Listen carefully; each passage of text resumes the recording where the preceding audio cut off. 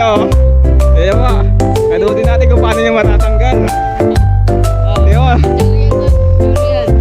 Bumabad na po ito sa tubig. Para matanggal lang. Ayun, minasahan niya na. Hindi natin kung natanggal niya.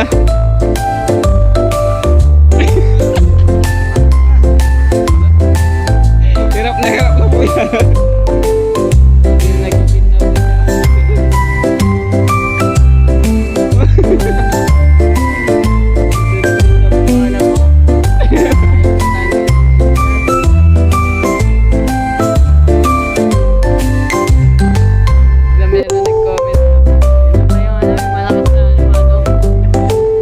Ganito na po kalakas si Maddox.